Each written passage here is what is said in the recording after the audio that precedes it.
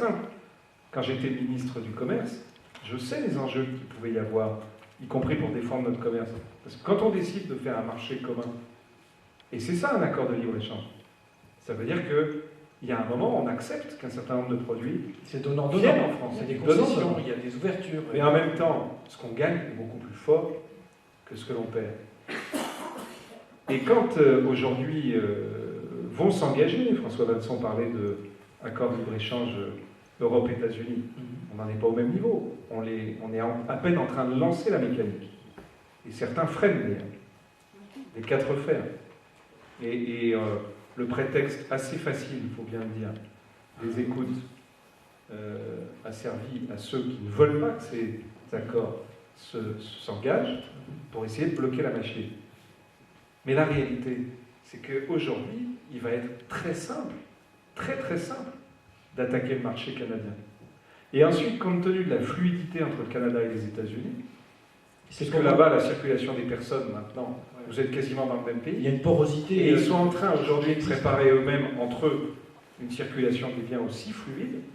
Il va y avoir, pour les entreprises, un marché qui, en réalité, sera assez rapidement aussi fluide que le marché européen. Donc le Canada sera un plein quelque part pour nous. Et donc, avec cette chance que nous avons, qu'a rappelé François Vanson, à peu près 500 000 Français, peut-être un peu plus même, qui sont aujourd'hui aux États-Unis et au Canada. Moi, mon travail, ma mission, c'est d'essayer de rassembler cette équipe de France là-bas, de la réorganiser, de faire travailler les acteurs publics. Je pense par exemple à UbiFrance, qu'un certain nombre d'entrepreneurs ici connaissent. Je pense à Invest in France. Je pense aux missions économiques. Avec par ailleurs des acteurs privés qui sont les chambres de commerce franco-canadiennes, les chambres de commerce franco-américaines, les conseillers du commerce extérieur, et qui aujourd'hui se tirent dans les pattes, qui aujourd'hui considèrent que, comme UbiFrance facture ses services, les chambres de commerce considèrent qu'elle les concurrence. On a une équipe qui est désorganisée. Alors que les Allemands, que les Américains sont extrêmement organisés. Et bien moi, j'ai passé du temps, par exemple, à Chicago, pour mettre autour de la même table tous ces acteurs et qu'à la sortie, on ait un cahier des charges et qu'on se partage les tâches. Et j'essaye de faire ça partout dans cette circonscription, dont, vous l'avez peut-être vu, il y a un grand papier dans le Figaro aujourd'hui qui l'explique, qui est devenu la destination privilégiée de tous les jeunes diplômés français qui veulent partir en premier au Canada, aux États-Unis. Alors c'est vécu par certains comme un drame. À partir du moment où il y a des passerelles et où on sait être attractif en France pour que ces jeunes reviennent, repartent, c'est une chance formidable. Et pour les entreprises françaises, ça peut être une chance formidable. Et sur une filière aussi importante que la filière bois. Moi, je fais partie, vous savez, de ces hommes politiques qui considèrent que plutôt que de parler des sujets qui n'intéressent personne, et honnêtement, c'est quand même une spécialité bien française, il serait peut-être temps de s'intéresser aux sujets qui sont stratégiques pour la France.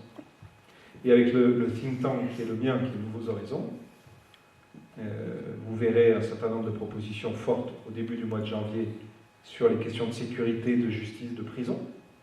Et j'ai décidé de changer complètement la méthode. C'est-à-dire, au lieu de travailler avec les experts, moi j'ai beaucoup de respect pour les sachants, pour les experts, moi je veux travailler avec les acteurs. Et donc, sur ces sujets, j'interroge les magistrats, les avocats, les détenus, les victimes, les gardiens de prison, les policiers, les gendarmes, c'est-à-dire tous ceux qui finalement peut-être ont quelque chose à dire sur une réforme pour le pays. Eh bien, c'est la même chose qu'on va faire avec François sur la question de la forêt. Parce que la forêt française, François l'a dit, il faut quand même se rendre compte que c'est un quart de notre territoire.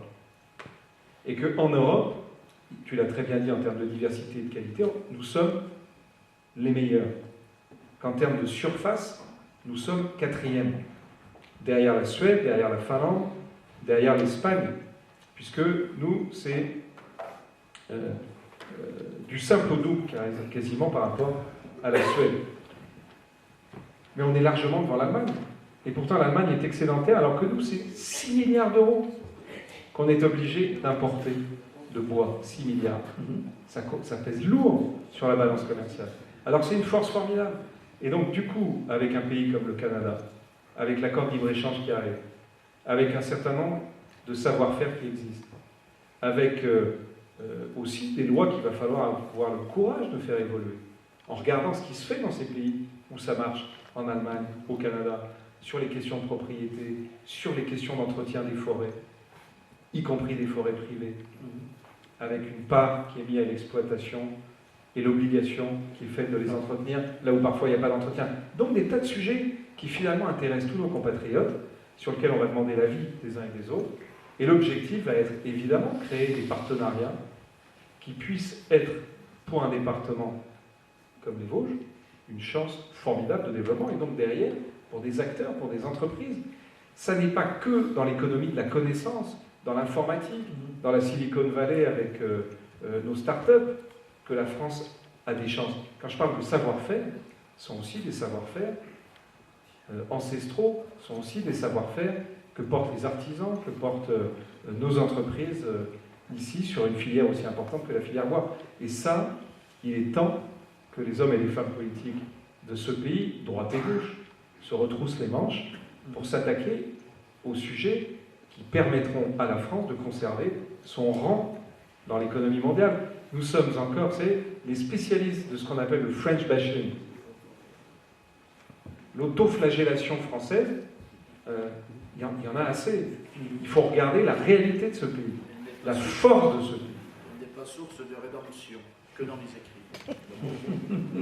Merci, monsieur Frédéric Lefebvre. Juste une petite question, pardonnez-moi, un petit peu de malice, mais effectivement, vous prenez l'exemple de la filière bois, par exemple, alors pour bien nous éclairer concrètement, comprendre ce que ça signifie, les opportunités, le premier réflexe, peut-être un petit peu protectionniste, naturel, on va dire, c'est-à-dire, il y a aussi beaucoup de bois au Canada, donc qu'est-ce qu'on va pouvoir leur apporter? Voilà, première question qui peut Déjà, on peut peut-être apprendre d'eux, et c'est ce que j'appelle le benchmarking, un certain nombre de process qu'ils utilisent dans leur organisation de filière, qui font qu'ils savent beaucoup mieux utiliser leur richesse naturelle que nous ne savons l'utiliser. Donc on peut imaginer qu'en s'implantant dans le tissu économique canadien, on apprenne beaucoup à ce contact, c'est ça que vous voulez dire? Mais il y a plusieurs choses, il y a à la fois évidemment des liens qui peuvent se faire, il y a des entrepreneurs qui peuvent échanger, il y a des gens qui ont des savoir-faire là-bas qui peuvent venir travailler en France. Je vais vous dire quelque chose d'assez amusant, c'est pas le Canada, mais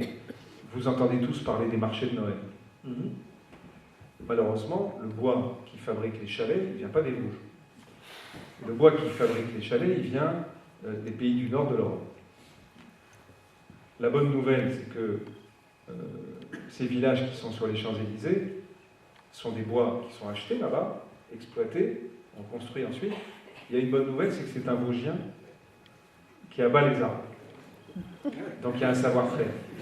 Mais ce que je voudrais, c'est qu'on sache faire des échanges qui permettent, ici dans les Vosges, d'apprendre un certain nombre de process, de découvrir un certain nombre de marchés, d'imaginer un certain nombre de débouchés qui pourraient permettre, ici, dans ce secteur, à un certain nombre d'entreprises, de se développer grâce à des savoir-faire, avec de l'innovation, et qu'on puisse renverser ce que je disais tout à l'heure.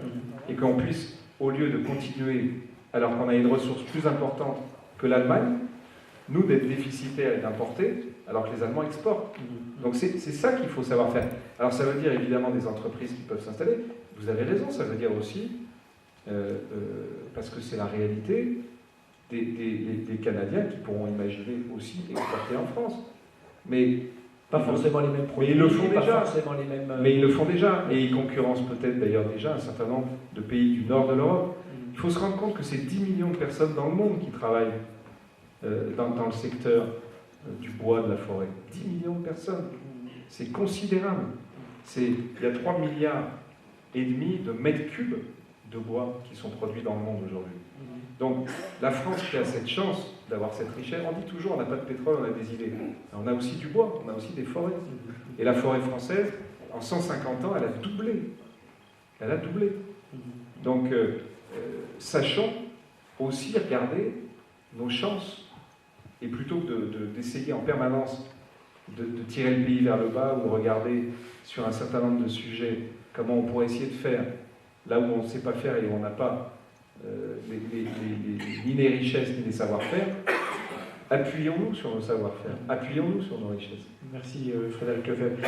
Juste avant de passer la parole à Madame Mathieu, qui a déjà été citée à plusieurs reprises et qui va pouvoir nous en dire un peu plus sur effectivement ces accords entre l'Europe et le Canada, parce que c'est une occasion unique de nous en dire plus et de savoir concrètement un petit peu ce qu'il en est de ces opportunités et de ce qui pourra en découler pour nos entreprises. Je voudrais juste revenir vers M. Reynard, s'il veut bien prendre le micro juste un instant, puisque vous nous avez parlé des deux volets qui nous intéressent tout à l'heure dans votre partie, la partie sécurité-protection et également une partie un peu plus offensive. Les entreprises françaises et notamment les PME qui voudraient s'intéresser à ces nouveaux marchés dans le cadre d'accords nouveaux comme celui qui va être évoqué entre l'Europe et le Canada. Quels sont les prérequis ou les connaissances indispensables pour les entreprises, à votre avis, pour aller se risquer sur ce type de marché, sur ces nouveaux terrains de jeu en quelque sorte? Quels sont les, pour prendre une expression familière, est-ce qu'il ne faut pas avoir des biscuits? Et si oui, lesquels? Pardon, je vais vous prêter celui-là. Merci. Je pense que déjà en termes de prérequis, c'est avoir un bon cap. C'est vraiment savoir ce qu'on veut faire de l'entreprise, ce que les dirigeants veulent faire de leur entreprise, quel est le projet d'entreprise. Nous, on le voit chaque année, on travaille à peu près avec 400 PME. Avec mon équipe, on échange, on travaille pour 400 à 500 PME. Et le constat est souvent celui-ci, c'est un manque de vision stratégique très claire. Une vision stratégique, ce n'est pas forcément un business plan de 15 ou 20 pages, c'est sur une feuille de papier, savoir exactement ce que l'on veut faire de l'entreprise, où on veut l'emmener, avec quelles ressources, avec quel savoir-faire, sur quel métier. Et une fois que ça c'est posé, où sont les marchés? Donc ça fait partie quand même de la vision stratégique. Et avant d'y aller, c'est avoir suffisamment d'informations sur les aspects culturels, bien sûr. Avant d'y aller, on n'y va pas sans connaître un minimum de choses sur le pays, sur les coutumes, mais également sur le potentiel du marché et son évolution. Et beaucoup d'entreprises viennent vers nous pour renforcer leurs connaissances sur le potentiel du marché, comment il est. Est-ce qu'on va juste y aller une seule fois, donc on est opportuniste, ou est-ce que vraiment on peut développer une stratégie? Et est-ce que l'entreprise a les moyens de cette stratégie? Voilà. Et ça, c'est important de ne pas avoir on va dire, un appétit un peu trop féroce quand on a des moyens qui sont relativement limités. Donc, bien connaître le potentiel, l'évolution du marché et les acteurs.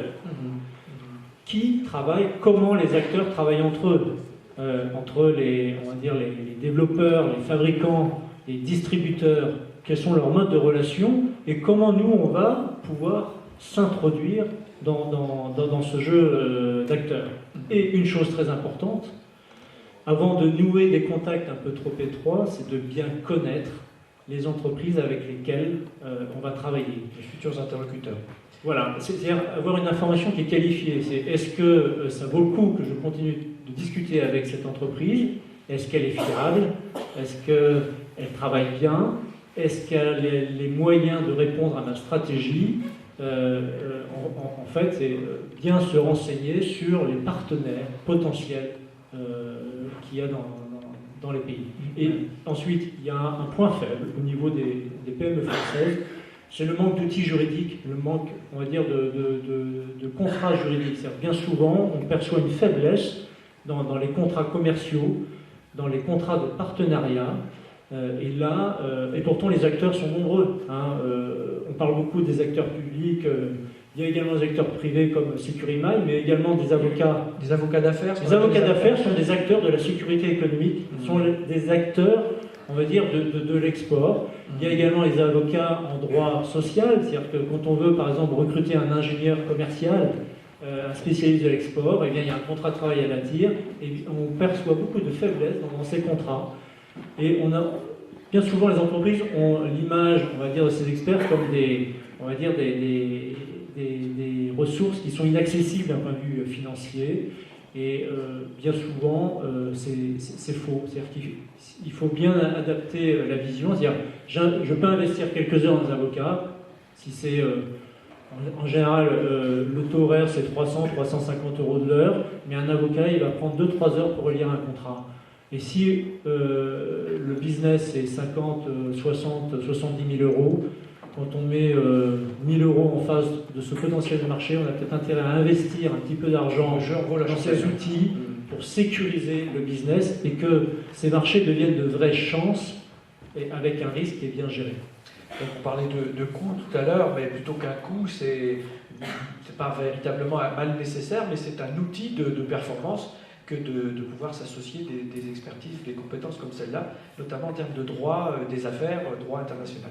Alors concrètement, Madame Mathieu, comme je vous y invitais précédemment, vous allez pouvoir nous en dire un peu plus sur l'un de ces terrains de jeu, pour reprendre l'expression, à savoir le Canada, avec lequel nous sommes en passe, où les choses sont faites, où en est-on de ces accords avec l'Europe? C'est en passe d'être ratifié, mais maintenant il faut que le Conseil des ministres l'adopte et le Parlement européen aussi. En fait, on est assez près du but quand même, on va dire l'essentiel. Oui, assez près du but. Maintenant, il faut quand même penser qu'il faudra à peu près 1 an et demi à 2 ans pour qu'il soit vraiment effectif sur le terrain, le temps que ça passe devant le Conseil et le Parlement européen. Ça n'empêche pas de commencer à prendre des positions. Exactement, voilà. Il faut travailler en amont pour pouvoir être prêt tout de suite. En fait. C'est toujours comme ça que ça fonctionne. En fait, ce n'est pas le seul, cet accord de libre-échange avec le Canada. On en a déjà un certain nombre qui sont prêts à peu près de la même façon.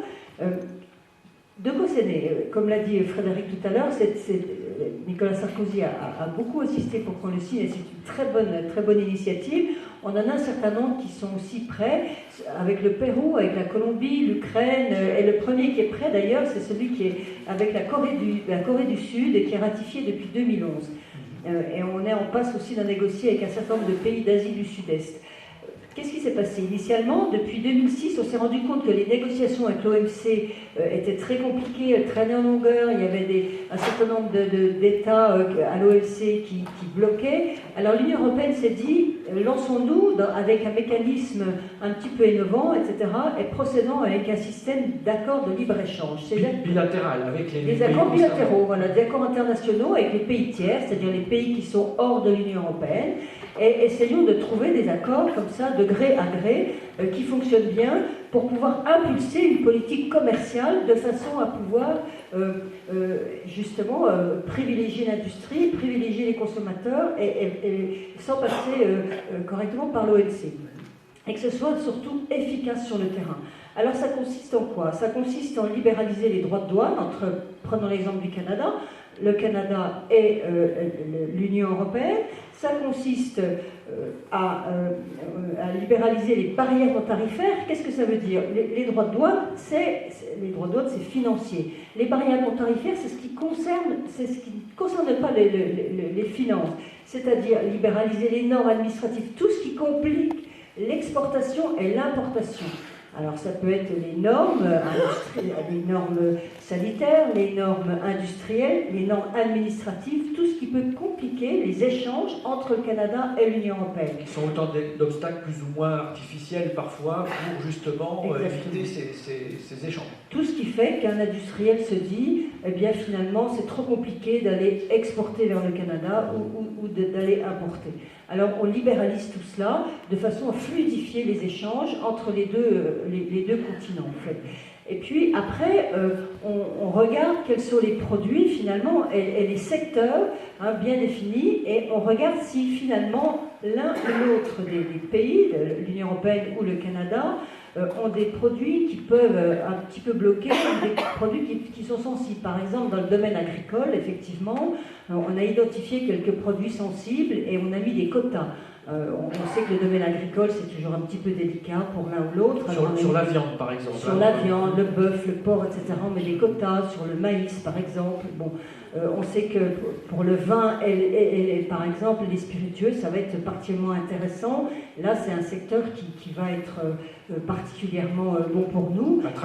Attractif pour le Canada aussi. Voilà, donc il y a tout ce secteur-là qui va être particulièrement regardé et aussi... Pour les secteurs sensibles, comme je le dis, on protège aussi nos agriculteurs et les Canadiens. Nos intérêts européens. Voilà. et on fluidifie tout ce qui peut être bon pour les deux continents. Voilà. On a calculé, on a fait une étude d'impact avant de lancer ces accords de libre-échange, et on a calculé qu'au niveau de l'Union européenne, ça allait nous rapporter 2% d'augmentation de PIB et à peu près 275 milliards de bonus au niveau du sol européen. Donc c'est important, et ça allait nous augmenter le nombre d'emplois de 2 millions d'emplois supplémentaires. Donc vous voyez, c'est quand même particulièrement attractif pour l'Union européenne. Voilà. Alors j'imagine qu'à Bruxelles ou ailleurs, enfin ce qu'on appelle les lobbies ont dû être très actifs, comme tout à l'heure ça a été dit, dans des accords de libre-échange comme cela. On a souvent le sentiment que certains vont y gagner, mais certains ont aussi à y perdre. Alors comment se font les arbitrages quand c'est comme ça? Parce que vous nous annoncez d'autres accords à venir. Voilà, de son point de vue, et quand on regarde de midi à sa porte, pour reprendre cette expression familière, on peut se sentir menacé par ce type d'accord. Alors comment doit-on aborder les choses? Non, comme je le dis, par exemple, pour reprendre les produits agricoles, on met sur les produits sensibles... Quelques garde-fous, quoi. Quelques garde-fous, voilà, ce qui est quand même bien naturel. Et effectivement, vous dites que, bon, et Frédéric en a parlé tout à l'heure, on est en train de commencer les négociations avec les États-Unis pour commencer un accord de libre-échange qui va être effectivement très profitable. Ça, on en attend beaucoup. Et par exemple, sur les négociations avec nos partenaires américains, on a sorti les services culturels de cette négociation parce que c'était notre intérêt à nous, Européens, et particulièrement pour les Français, on a beaucoup insisté là-dessus, pour sortir les biens culturels, parce que c'était vraiment un petit peu comme dans les biens agricoles, par exemple, on souhaitait vraiment les protéger, et donc on l'a sorti de la négociation tout de suite. Merci beaucoup, Madame Mathieu. Vous pourrez réintervenir si vous le souhaitez, mais juste avant de passer à des questions de la salle, si vous le voulez bien, je vais en quelque sorte proposer, non pas le mot de la fin, mais une sorte de regard un petit peu transversal sur tout ce qui vient d'être dit à Monsieur Borins. Monsieur Michel Borins, qui est PDG de la société Mille Places, que vous allez pouvoir nous présenter rapidement. Monsieur Borins, vous venez déjà d'être cité par Frédéric Lefebvre, qui a donc visité votre entreprise. Alors je vais vous laisser carte blanche en quelque sorte pour cette partie un petit peu bilan, en quelque sorte, de ce qui a été dit et entendu. Qu'avez-vous retenu dans les différents sujets que vous avez entendus par rapport à votre propre expérience, à votre propre retour d'expérience sur ces sujets, et quels sont les messages que vous voudriez partager avec nous à cette occasion? Ce que je pourrais déjà dire au départ, c'est la vie d'un chef d'entreprise d'être en long fleuve tranquille. Au regard de tout ce que nous venons d'entendre ici, il faut vraiment se poser des questions pour savoir dans quelle direction nous allons aller pour essayer de faire un petit peu de la construction et du business derrière. C'est pas simple. Alors, à partir de là, je crois qu'il faut qu'on prenne le recul du chef d'entreprise et que nous puissions rester opportunistes. Je crois que c'est très important. Je crois que de tout ça, moi j'ai retenu des choses intéressantes, c'est vrai. La sécurité informatique, moi ça me plaît beaucoup parce que je pense que c'est nécessaire. On ne sait pas ce qu'il y a derrière nos ordinateurs.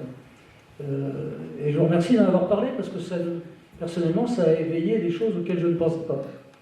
Alors pour le reste, si nous avons des entreprises, c'est aussi avant tout parce que nous devons travailler quelque part, parce que nous avons du personnel à payer et parce que nous devons être innovants justement pour pouvoir avancer. Alors juste pour bien vous situer, est-ce que vous pouvez nous donner quelques précisions quant à votre activité, votre métier, votre ou vos métiers d'ailleurs? Oui, ceux tout à qui fait. ne connaîtraient pas. Bon, Midplast est une société que, avec mon épouse, nous avons repris il y a une dizaine d'années maintenant. Et c'est une entreprise qui était orientée vers l'injection pure, l'injection simple. 50% du chiffre d'affaires était réalisé pour SEB, qui nous a quittés dans la région, et 50 autres pourcents du chiffre d'affaires étaient réalisés pour l'automobile, qui a vécu une crise économique en 2008, qui n'était pas une crise simple, et pour laquelle, et en 2006 et en 2008, nous avons dû faire face justement, c'est pas une attaque, hein, c'est un départ, c'est presque pire, quelque part. Parce qu'une attaque, on peut se parer quelque part. Le départ, on ne s'y attendait pas vraiment. Alors, à partir de là, il faut avoir vraiment le sentiment et le caractère d'un vrai chef d'entreprise. Il faut être innovant, il faut être opportuniste, et je crois qu'on l'a déjà cité tout à l'heure, et c'est important. Et puis, il faut avoir le courage de se remettre en question en permanence. Alors, pour ça, il y a une chose importante, c'est la qualité de son personnel. Et j'ai découvert dans les Vosges des gens qui travaillent avec moi, qui sont des gens extraordinaires. des gens qui ont envie de bosser, des gens qui savent se mobiliser, et ça c'est très important. Et puis il faut avoir l'outil, la chance aussi, je l'avais, nous l'avions dans notre entreprise. Puis on est allé à la recherche de nouveaux marchés. Bon, ça c'est l'opportunité dont nous parlions tout à l'heure. Et si nos marchés sont arrivés, il faut les cultiver. Puis autour de ça, il faut peut-être faire notre propre veille économique quelque part, parce qu'il faut que nous soyons capables de regarder autour de nous, et puis surtout ne pas hésiter à les proposer des choses innovantes qui viennent, qui sont chez nous, mais aussi qui viennent de nos fournisseurs. On n'en a pas beaucoup parlé tout à l'heure. Je crois que c'est important. Ce que je pourrais citer, par exemple, un représentant qui vient de vendre de la matière première, puisque le métier d'injecteur, c'est avant tout de pousser des grains, des billes dans une machine pour en sortir des pièces. Mais on peut prendre de la bille standard, traditionnelle, mais il y a aussi des billes qui sont davantage élaborées, qui permettent quelque part de substituer d'autres matières, et notamment une partie des matières métalliques. Et c'est à nous de capter auprès de nos fournisseurs leur qualité et leur capacité, tout ce qui prouve toute leur création, leur innovation, pour que nous puissions l'adapter et le proposer à nos clients. Voilà, ça c'est pour moi le côté fondamental. Alors derrière, après, il faut monter toute l'histoire. Il faut être capable d'imaginer des réseaux, des créneaux. De SEB et d'automobile, nous avons trouvé des créneaux sur le paramédical. On fait pas mal de beaucoup de pièces destinées à des sièges médicalisés, par exemple, et ça c'est important. On fait aussi de l'alimentaire sur des produits d'un de nos clients qui est très proche de nous et qui fait de très très belles choses et qui nous a fait totalement confiance pour réaliser ces produits. Et puis derrière, on arrive aussi à être opportuniste, à répondre à des demandes telles que celles que nous avons vécues, où Milplast est quand même très fier, même s'il y a eu quelques soucis, mais qui ne sont pas de nous, d'avoir fabriqué les 37 000 sièges du stade de foot de Nice. Voilà. Ça ne s'est pas trop su, ça ne s'est même pas su du tout, mais ils ont été fabriqués chez nous. La qualité de notre personnel et de notre matériel nous aura permis de fabriquer tous ces sièges en... Et de vous positionner sur ce marché, qui est une belle affaire, j'imagine. Oui, tout à fait, quand elle sera terminée, ça sera encore mieux. Mais en fait, ça montre bien que nous avons réussi à adapter nos machines, notre personnel, à un produit que nous avons aidé à co-concevoir, quelque part, et pour laquelle, en 6 semaines, en travaillant jour et nuit, 24 heures sur 24, nous avons été capables de livrer 37 semi-remorques sur le stade de Nice. Bravo. Et des stades, voilà, alors ça on en revient, on arrive effectivement. Si on parlait de terrain de jeu tout à l'heure, il est immense, tout à fait, alors, au sens propre, au sens figuré, puisqu'on parle de jeu, là en l'occurrence de sport. D'accord, on peut s'amuser. Mais justement, on a beaucoup parlé de mondialisation ce soir, est-ce que vous êtes déjà aventuré à l'international? Alors je l'avais fait dans un précédent métier, puisque moi je viens de la parfumerie, et la parfumerie nous aura permis de faire... pendant pratiquement une trentaine d'années. Donc vous êtes déjà aguerri, vous êtes un expert de l'export quelque part. Oui, alors je l'étais pour ce métier. Fabriquer des pièces qui nous sont conçues, que nous concevons pour des clients, ce ne sont pas nos produits. Alors on en revient aujourd'hui à la réflexion que vient de faire Frédéric Lefebvre, c'est de dire effectivement d'avoir créé, d'avoir aider, produire un fauteuil, quelque part, avec ses avantages et ses inconvénients, bien sûr, va maintenant nous permettre de capter, si vous voulez, tout ce que nous avons appris, de le stocker, et puis de pouvoir prévoir quelque chose d'autre. Et on est en train de travailler actuellement sur, justement, un nouveau process de fauteuil, qui sera peut-être plus universel, qui pourra aller aussi bien dans des salles comme celle-ci, qui pourra aller dans des arénas, puisque maintenant c'est un mot qui est à la mode, et puis aussi dans des grands stades, peut-être aux États-Unis, peut-être au Canada et ailleurs, avec un vrai savoir-faire qui viendra, encore une fois, de notre personnel, avec le concours de nos fournisseurs et puis de nos créateurs. Merci Monsieur Borras. Vous nous avez dit que vous avez entendu des choses que vous avez saisies au passage, et j'y reviendrai un tout petit peu plus tard si vous le voulez bien, peut-être pour vous demander aussi en guise de conclusion ce que vous avez retenu de pertinent dans les propositions qui nous ont été faites ce soir. Mais comme prévu et comme promis, je vais me tourner vers la salle. avec un micro qui est à votre disposition. Je pense que vous aurez eu l'occasion et le temps de préparer quelques questions à l'attention de nos intervenants. Si vous avez des questions, c'est toujours la première qui compte, hein, comme vous le savez, mais il nous faudra de toute façon, à un moment donné, vous faire signe pour nous approcher de la fin de la réunion. Mais nous avons encore le temps, rassurez-vous. Alors, je vous propose de prendre la parole avec ce micro. Si quelqu'un voulait bien peut-être m'aider à passer la parole dans la salle. Est-ce que je peux confier le micro à quelqu'un parmi... Merci beaucoup. Merci de bien vouloir lever la main pour vous signaler. Monsieur là-bas, alors si vous le voulez bien. Oui, les lumières peut-être un petit peu plus présentes. Oui, oui, c'est ce que... Voilà. Un petit peu plus de lumière dans la salle. Ce que je vais vous proposer comme petite règle du jeu, si vous le voulez bien, je vous laisse simplement vous présenter rapidement, poser votre question et nous dire à qui elle s'adresse.